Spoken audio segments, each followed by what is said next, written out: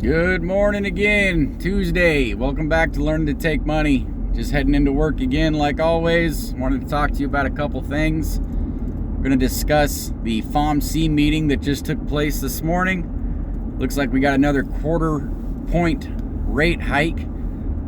Quite a few people expected 0% rate hike, 0 basis points, but that didn't take place. It looks like Powell means what he says, and he is definitely going to stick to his guns.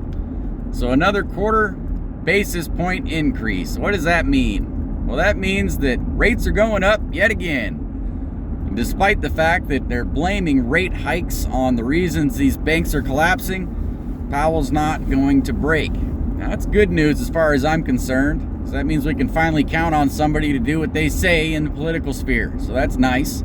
Change of pace. And as far as the banks collapsing, there's about 50 reasons that will come up before Powell. So that being said, the market's responding pretty well to the news.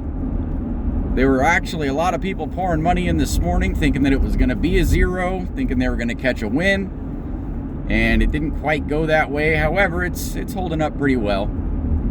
Stock ticker FRC is another bank, Federal Republic, and it is currently skyrocketing. Yesterday it dropped about 30+% basis points, and today it is about up 40% last I checked. So that's pretty good information, pretty good news.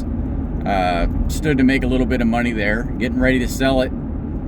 Looks like it's kind of coming up against some trouble when it gets to 18 bucks. Then again, it was coming against some trouble this morning at 17 bucks. So either way, we'll be getting out of it pretty soon and take our little bit of a win. But one thing that Powell was talking about this morning during the FOMC meeting is unemployment rates and how the labor market is very tight. It's just simply not true. And let me explain to you why that is. The previous administration and the current administration murdered jobs. They kicked everybody out of work. It personally affected my family even. I'm sure it affected yours. The point being that when you take all the jobs away from the people, you cannot claim that you have amazing employment rates and job creation, quote unquote, when those people finally have the opportunity to come back to work. Now, there's also, on the same coin, he's making the claim that there's still lots and lots of job openings, but we have 50-year record low unemployment rate right now. How can both of those things be true?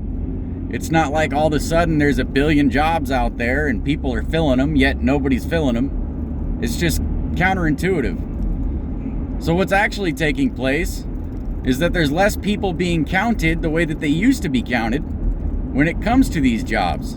They don't count the numbers the same way. In turn, it makes it a pretty unfair lay when it goes to looking at statistics. So what you're looking at right now is essentially a weak labor market that's finally getting its legs back, and it's the same labor market that it was before the pandemic. It's less than, as a matter of fact. And so as this time goes on, you're going to find that more and more people return to work, hopefully, although a lot of people, a massive number mind you, has figured out a way to not have to go back to work. A lot of people have removed themselves from the employment ranks. They're not even being counted anymore because they've decided not to fill out the paperwork. They've given up, so to speak, in turn making the unemployed number look a lot less than it really is. But don't forget the facts.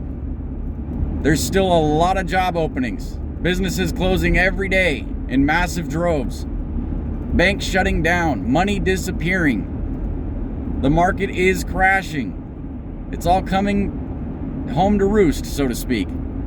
Don't be fooled by these commentaries. Don't be fooled by these numbers. They are not accurate. Now, as far as unemployment goes moving forward, we're hoping by all means everyone goes back to work.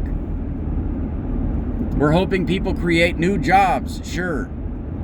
And another thing to keep in mind is that businesses that are started during pandemic times, or especially during downturns or recessions, tend to be some of the most successful businesses out there. Now that's where I'm going to bring in Rumble. If you haven't heard of Rumble, I'd recommend you look at it now. It's not a conservative company, it's a free speech company. And one thing you need to keep in mind is that they are being extremely successful in their decision-making properties right now. They're making a lot of big moves, and they're making sure that a lot of people have a lot of opportunity to speak their mind, unlike YouTube. Get in front of Rumble, check them out, see what I'm talking about, and look at the valuations, and I'm sure you'll see you've got a lot of money to be made there. That's the tip for the day. We'll see you later. I gotta go to work.